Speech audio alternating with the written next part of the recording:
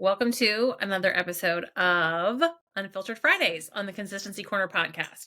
Real life, we might have my son pop in at any minute because I waited until after he came home from school to hit record today. And fun fact, well, it's not really that fun, but I asked him after, I don't know, I had a conversation on Unfiltered Friday with somebody, and I was like, oh, it'd be fun if I had Noah on the podcast as a guest to like get an 8-year-old's perspective of what mommy does. And I asked him if he wanted to be, and he was like, no, thanks. So there's that. But he may pop in. You never know what's going to happen here when you've got kiddos running around. But I wanted to bring you kind of a short conversation today about brand evolution and pivots. And I'm going to keep it short because I know we're all busy, and this is something that like I could probably dive really deep into because I have personally been through some evolutions and pivots and helped some clients through evolutions and pivots. But number one, I want to normalize that like your brand is going to evolve. Your offers are going to evolve. The way you run your business is going to evolve. Things are going to change over time. And that's okay. You might add some offers that you later decide to walk away from and take away. You might layer in a whole new division of your business that needs like its own set of branding and marketing strategy, which also can take time. And again, that's okay because you're a human and you are evolving, and your customers are humans and they're evolving. So it's totally normal for your brand to evolve over time because it's a living, breathing thing. So as your brand evolves and you think about content, I want you to think about content as a way that helps you express brand evolution and also for you to work through it on your own. If you guys don't know, I'm sure you do. I'm super big into personal development and self-discovery, like personality tests. I love the Enneagram. I love Strengths Finder. I love human design, all of those things. And like the more you learn about yourself, the clearer you can get on being the best version of you. And I think that same thing is with your brand. The more you learn about how your business can show up in the marketplace, your customers' relationships with your business, the customers and what they're looking for, your brand can, grow in those ways. But here's the thing, creating content actually helps you grow. It helps you test messaging. It helps you get feedback from people because all of it up in your head or your team's head, if you're building with a team, isn't going to serve anybody. We have to get it out into the world in our content. So as you think about pivoting your brand, this is a big question that I get a lot. If I'm layering in a new offer, a new division of my business, or I'm changing and pivoting my brand, is should I start a new Instagram?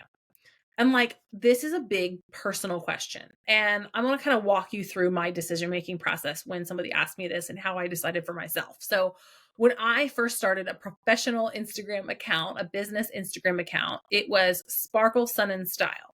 That was my handle. I thought I was going to write a blog. Actually, before that, it was probably just Ruthie Starrett. I don't even know. I mean, I got Instagram when it was like new and cool back in, I don't know, 2013, 2012 maybe. Gosh, that's a crazy amount of time to have been on Instagram. But I started out with just my own personal handle. I started doing network marketing. I was doing direct sales. I thought I was going to be a style blogger. Fun fact, that didn't go very well. Blogging was really hard and I didn't know what I was doing, but that's besides the point.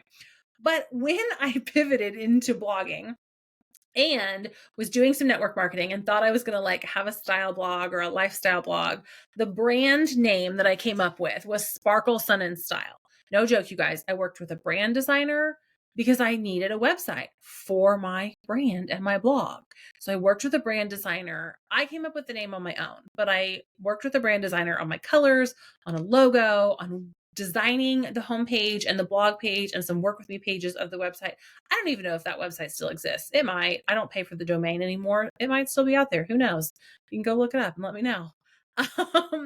But when I realized that, I was like, okay, Sparkle Sun and Style, I'm not going to have a blog.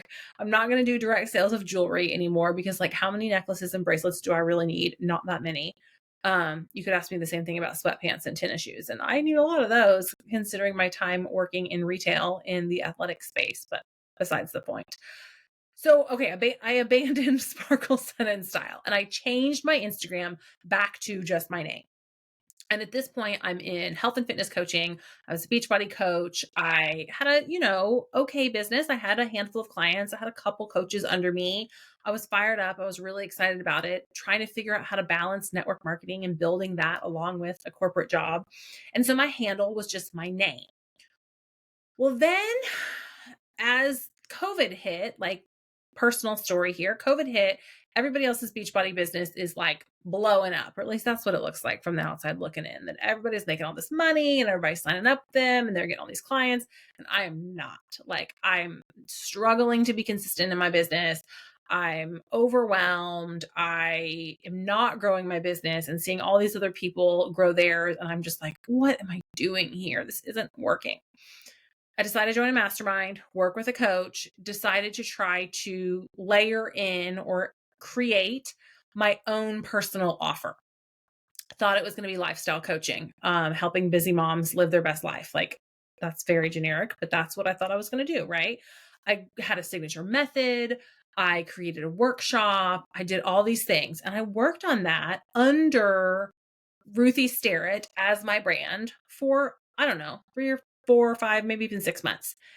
And then I decided that I wanted to create more of like a brand than just my name. And I landed on the Consistency Corner.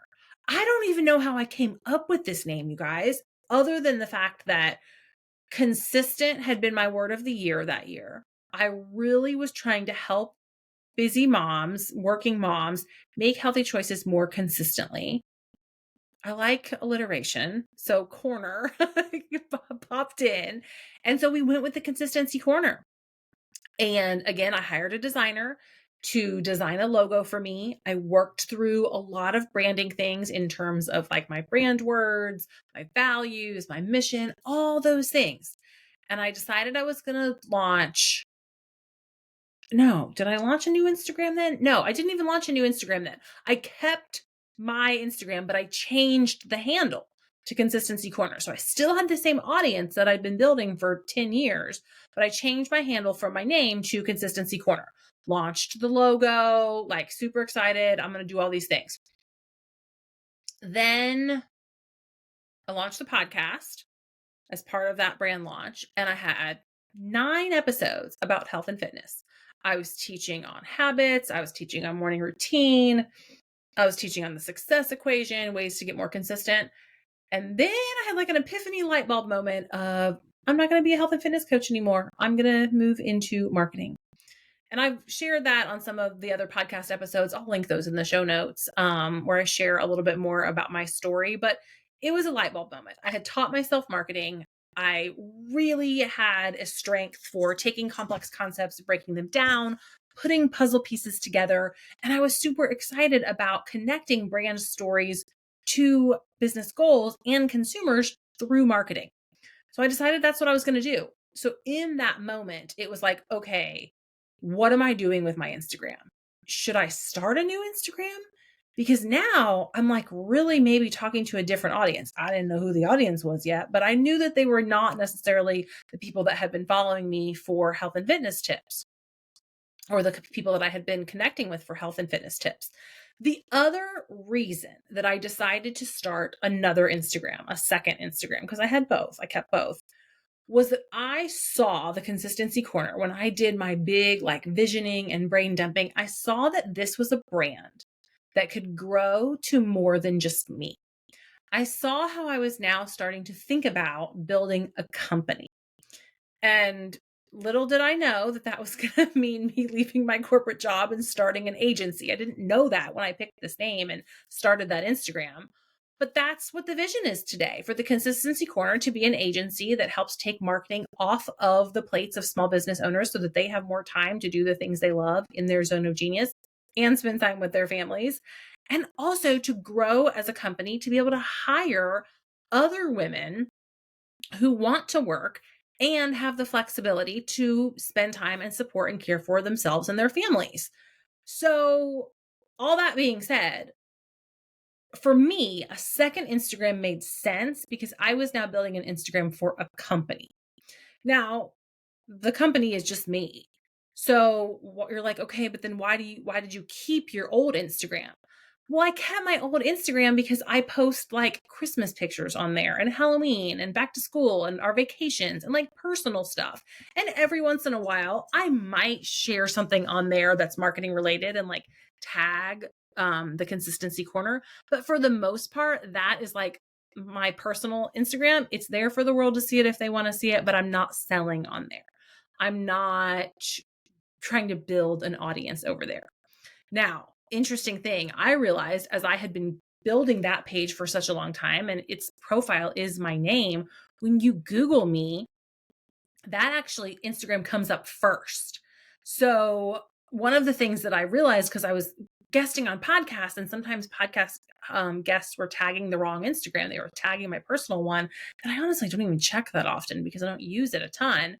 I put a 3 grid on there. So I put 3 posts that kind of talk about what I do in terms of marketing strategy, what the Consistency Corner does, my podcast, and some of my kind of pillar content or legacy content of what I stand for as a marketer.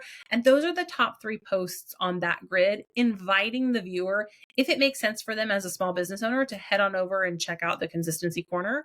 So that content is always there, whether I'm posting Halloween or Christmas or back to school or whatever on that feed. So then when people land, they know like, oh, if I want her business content, there's another place to go and I'm going to go over there. So a lot of times I hear from people like, oh my gosh, the thought of starting a second Instagram like that, I can barely keep up with one. How in the heck am I going to keep up with 2? And again, we're going to talk about the 9 grid strategy because as you build one, you could pop up a 9 grid on the other one to be kind of a placeholder to talk about what that business or that offer or that audience needs to hear as you spend time over on the other one. Or maybe for one of my clients, we're working on a 9 grid for her because she's got a personal Instagram that she's built up quite a bit.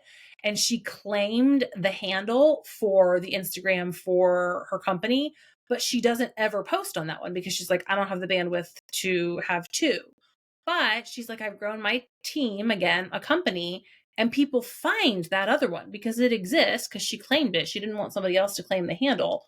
So we're building a 9 grid so that she can have the really potent strategic content necessary on that other Instagram and then keep using hers how she has been, highlighting her offers and what she stands for and what she teaches and those types of things.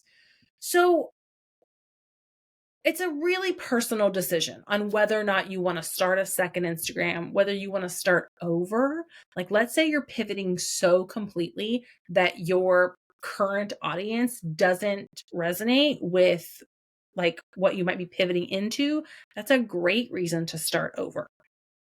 And just get rid of your one and let it either, close it down, shut it down, or make it private if you've got like historical stuff on there that you want to save for you. But either way, the things you want to think through have to do with your ideal customer, have to do with your offer suite. And sometimes when we're starting a business, our offer suite goes through evolutions. Like, I cannot tell you how many business owners I've had interviews with here on the podcast where we talk about the offers that you start out with might not be the offers that you're selling 5 years from now. And that's where you want to go back to like your mission and your vision. And so thinking about not only your mission and vision for yourself and your brand, but the mission and vision for the different offers. So think about that for a second.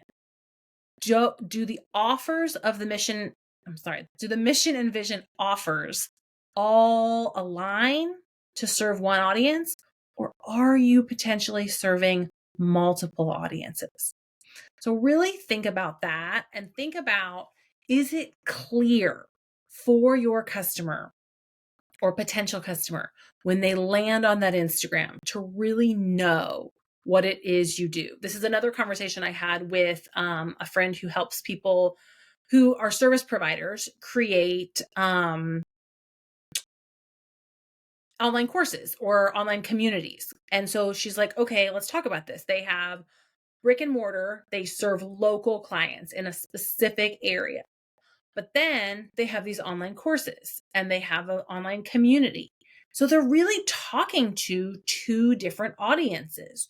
So it might be beneficial in a instance like that is to have a 9 grid for one or the other or both. If you're like, I don't have time to be on Instagram at all, let's just pop up a 9 grid on each one and get really powerful, consistent content there. And maybe they point back to the link in bio, points back to the same website, but it goes to different pages, different landing pages where you want people to experience your brand.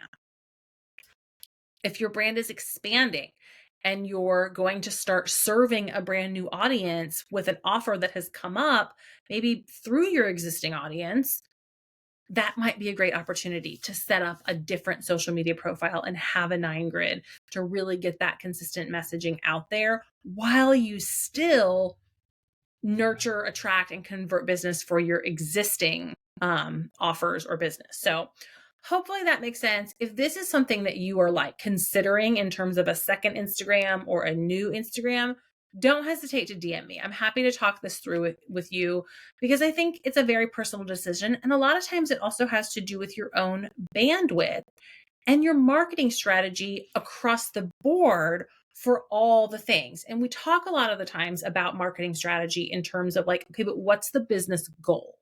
What are your business goals in terms of the funnel, in terms of the sales equation? And then we want to make decisions around what containers are we going to use to achieve those business goals and what's the content we're going to put into those containers. So I'm happy to talk that through with you in the DMs if you're considering this in terms of a second Instagram or new Instagram. I'd love to be your brainstorming buddy there. And remember, if you're ready to dip your toe into the 9 grid strategy, it's something that I can support you with and do for you. And I'm happy to be your collaboration partner on that. The link is in the show notes to apply for a done for you 9 grid. Or if you want to just DIY and get it done and pop a 9 grid up there, I've got some templates for you. So we've got some DIY 9 grid templates that walk you through my exact roadmap and blueprint I use with my clients when I create 9 grids for them. And I'll link those in the show notes as well. So thank you guys so much for being here today on this episode of the podcast. I hope you appreciated and liked the little trip down memory lane as we talked about some of the evolutions and pivots that I've had in my brand. And know that as you're creating content, as you're evolving your business and your brand, I am rooting for you. I'm so cheering you on and can't wait to see what you create next. Thanks so much, and we'll see you next week.